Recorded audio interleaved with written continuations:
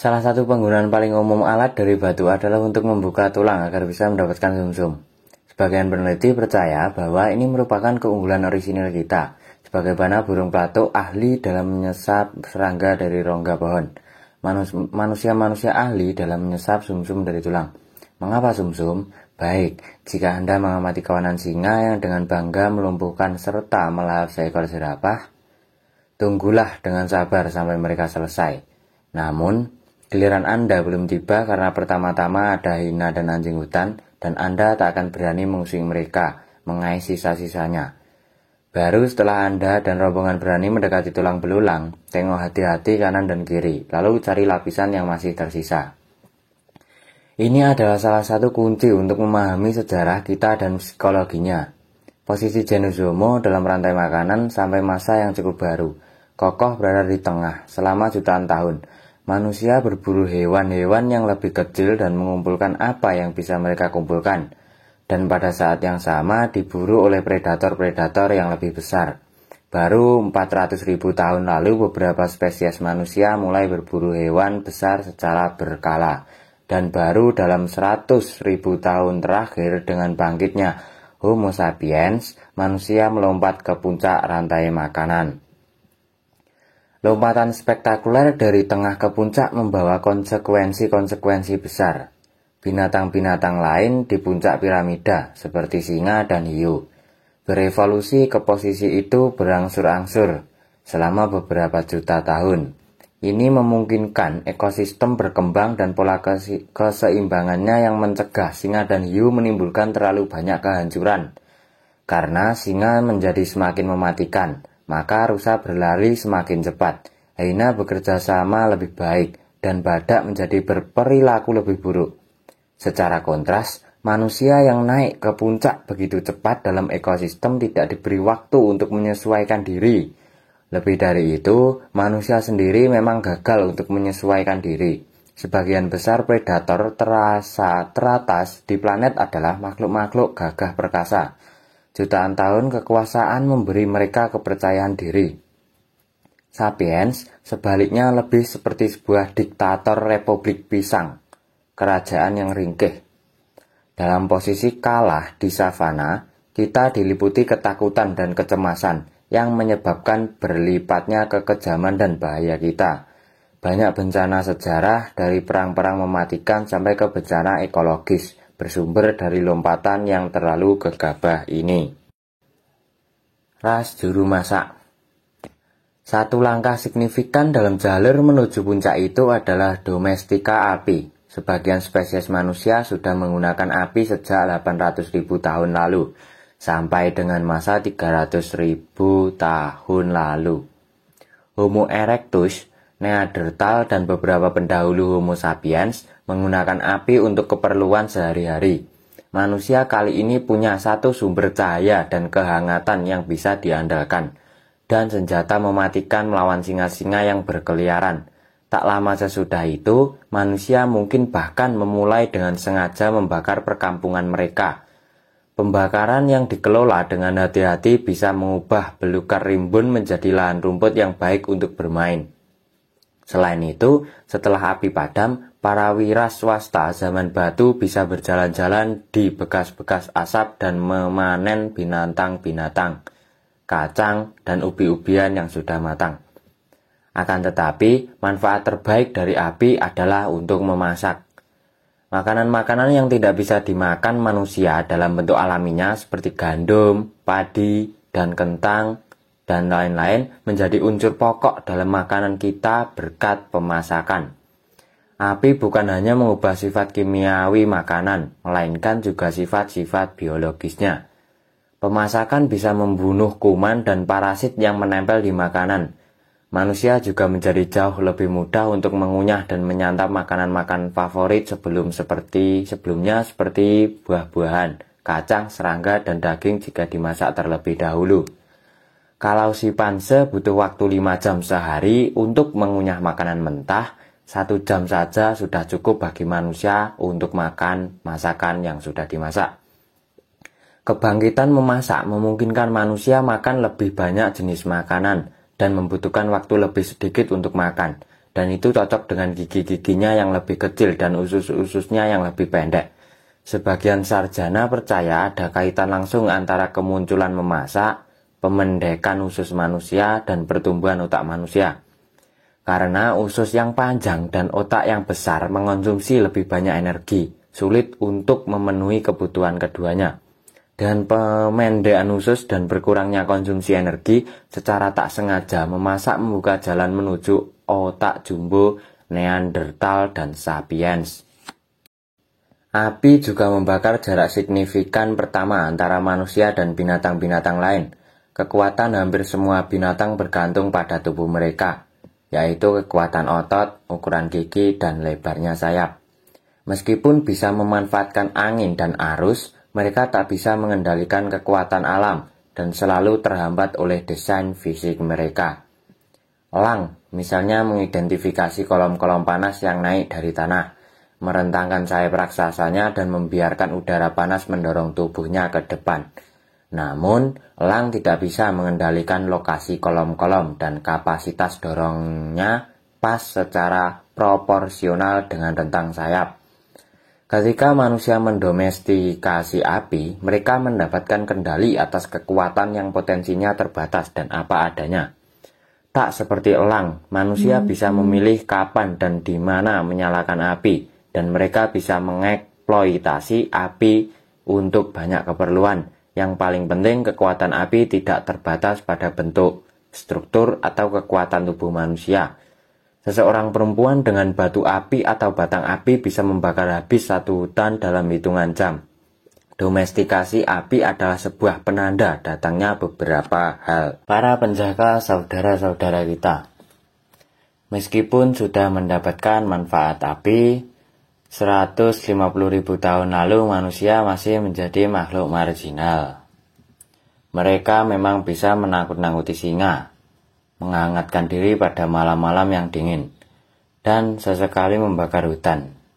Namun kalau semua spesies dihitung, mungkin tak lebih dari 1 juta manusia yang hidup antara Kepulauan Indonesia dan semenanjung Iberia. Hanya 1 titik dalam radar ekologis. Spesies kita sendiri, Homo sapiens, sudah ada di panggung dunia, tetapi sejauh ini baru sibuk dengan urusannya sendiri di sebuah sudut Afrika. Kita tidak tahu pasti di mana dan kapan binatang-binatang yang bisa diklasifikasi Homo sapiens pertama kali berevolusi dari jenis manusia sebelumnya. Tetapi kebanyakan ilmuwan sepakat bahwa hingga 150.000 tahun lalu, Afrika Timur dihuni oleh sapiens yang tampak seperti kita. Jika salah satu dari mereka muncul di rumah mayat modern, ahli patologi lokal tentu mendapati tak ada yang istimewa padanya. Berkat manfaat api, mereka punya gigi dan rahang yang lebih kecil dibandingkan leluhur mereka. Tetapi memiliki otak besar, seukuran otak kita.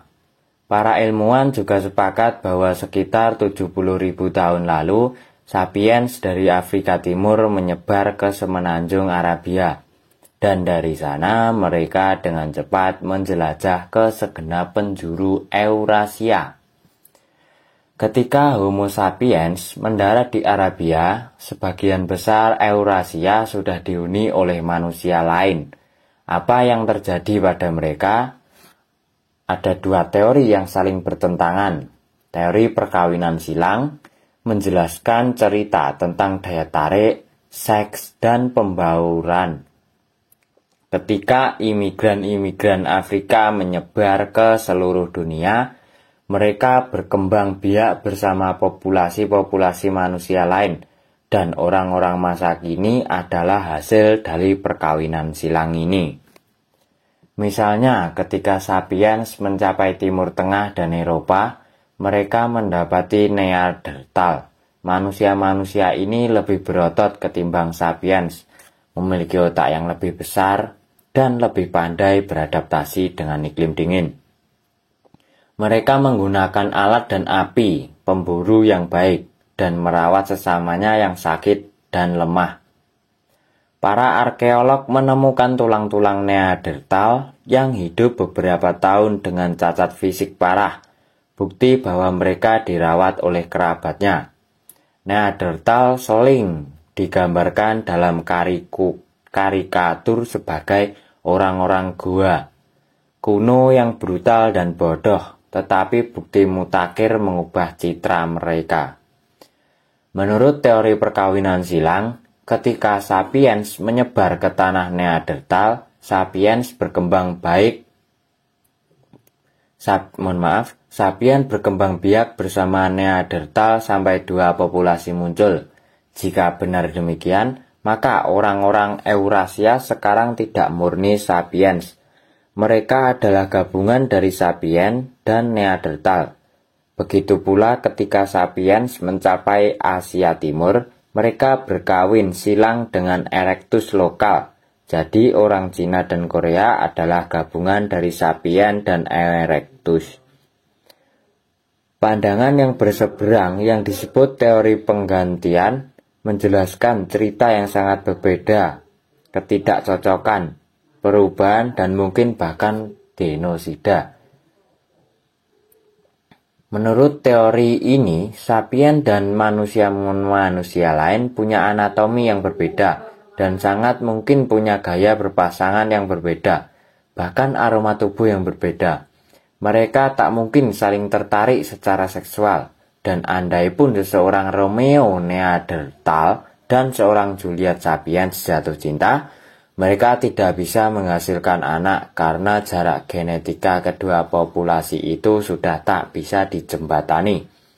Kedua populasi tetap berbeda sepenuhnya, dan ketika Neandertal mati atau dibunuh, gens mereka mati bersama mereka. Menurut pandangan ini, sapiens menggantikan semua populasi manusia sebelumnya tanpa percampuran dengan mereka. Jika benar demikian, maka garis keturunan semua manusia kontemporer bisa dilacak secara eksklusif ke Afrika Timur. 70.000 tahun lalu, kita semua adalah sapiens murni. Banyak sendi dalam perdebatan ini dari perspektif evolusi. 70.000 tahun adalah masa yang relatif singkat. Jika teori penggantian yang benar, semua manusia yang masih hidup secara kasar memiliki kesamaan bawaan genetik dan perbedaan rasial di antara mereka bisa diabaikan.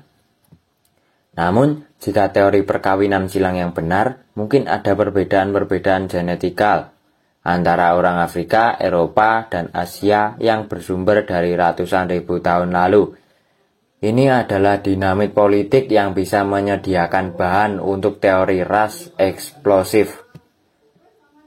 Dalam beberapa dekade terakhir ini, teori penggantian menjadi kearifan bersama di bidang ini. Teori ini memiliki dukungan arkeologis yang lebih kokoh dan secara politik lebih benar. Para ilmuwan tak punya hasrat untuk membuka kotak Pandora rasisme dengan mengklaim adanya keragaman genetik yang signifikan di antara populasi manusia modern. Namun itu berakhir pada 2010. Ketika hasil-hasil dari 4 tahun upaya untuk memetakan genom Neandertal diterbitkan. Para ahli genetika mampu mengumpulkan cukup DNA Neandertal utuh dari fosil-fosil untuk membuat perbandingan luas dengan DNA dari manusia kontemporer. Hasilnya mencengangkan komunitas sains. Ternyata 1-4% DNA unik manusia dari populasi modern di Timur Tengah dan Eropa adalah DNA Neandertal. Itu bukan jumlah yang besar, tetapi signifikan. Kejutan kedua datang beberapa bulan kemudian ketika DNA yang diekstrak dari fosil tulang jari Denisova dipetakan. Hasilnya membuktikan bahwa sampai dengan 6% DNA unik manusia Melanesia dan aborigin Australia adalah DNA Denisova. Jika hasil itu valid dan penting untuk dipahami bahwa riset lebih jauh sedang berjalan dan mungkin memperkuat atau mengubah kesimpulan-kesimpulan ini, teori perkawinan silang mendapatkan bukti ada kebenaran di dalamnya. Namun, itu tidak berarti bahwa teori penggantian salah sepenuhnya, karena Neanderthal dan Denisova berkontribusi DNA hanya dalam jumlah kecil ke genom kita hari ini. Maka mustahil untuk bicara tentang percampuran antara sapiens dan spesies-spesies manusia lainnya. Meskipun perbedaan-perbedaan di antara mereka tidak cukup besar untuk mencegah sepenuhnya perkawinan, itu cukup untuk membuat kontak semacam itu menjadi langka. Lalu bagaimana kita harus memahami keterhubungan biologis antara sapiens, Neanderthal, dan Denisova? Jelas, mereka bukan spesies yang berbeda sama sekali seperti kuda dan keledai. Di sisi lain, mereka bukan sekedar populasi yang berbeda dari spesies yang sama. Seperti bulldog dan spaniel, realitas biologis tidaklah hitam dan putih, ada juga area abu-abu. Setiap dua spesies yang berevolusi dari satu leluhur yang sama, seperti kuda dan keledai, pada suatu masa menjadi dua populasi dari spesies yang sama, seperti bulldog dan spaniel. Pasti ada satu titik ketika kedua populasi sudah pada keadaan yang berbeda antara satu dengan yang lainnya. Tetapi, sesekali masih bisa berhubungan seks dan menghasilkan keturunan yang bisa berbiak, yaitu tidak mandul. Kemudian, mutasi lain yang terjadi menghapus garis penghubung terakhir itu dan menempuh jalan evolusi terpisah. Tampaknya sekitar 500.000 tahun lalu, sapiens, Neanderthal, dan Denisova berada di titik garis perbatasan itu. Mereka hampir tetapi belum sampai menjadi spesies yang terpisah sepenuhnya.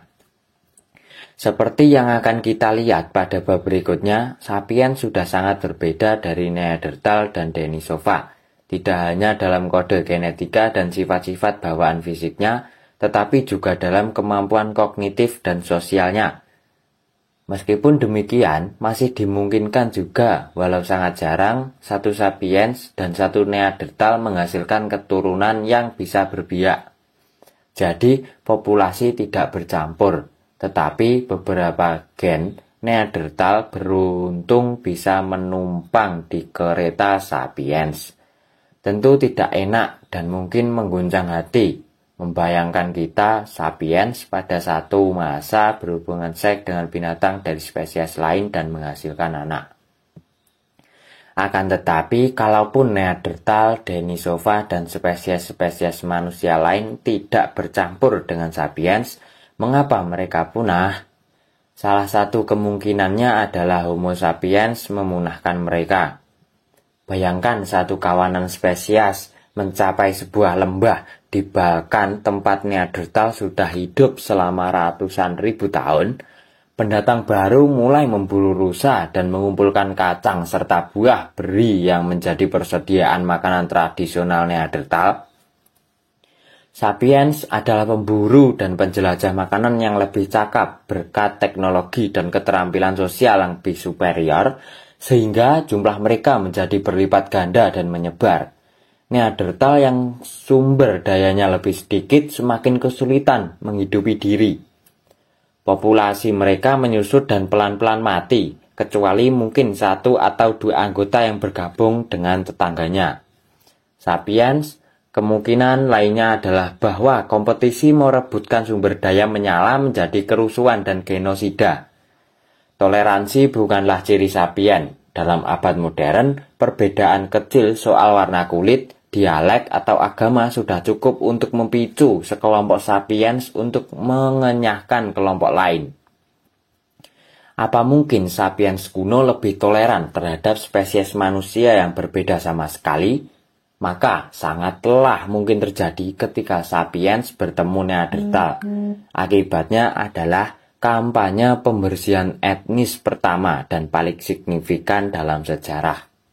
Yang manapun yang terjadi, Neanderthal dan spesies-spesies manusia lainnya menyodorkan salah satu warisan besar sejarah dalam bentuk pertanyaan, bagaimana jika? Bayangkan apa yang terjadi kalau Neanderthal atau Denisova bertahan bersama Homo sapiens, jenis budaya, masyarakat, dan struktur politik seperti apa yang akan muncul di dunia, tempat beberapa spesies manusia yang berbeda hidup bersama. Bagaimana misalnya keyakinan religius bermula? Akankah kitab Kejadian mendeklarasikan bahwa Neanderthal adalah keturunan Adam dan Hawa? Akankah Yesus meninggal karena dosa-dosa Denisova? Dan akankah Al-Quran sudah mengamankan kursi-kursi di surga untuk semua manusia yang soleh?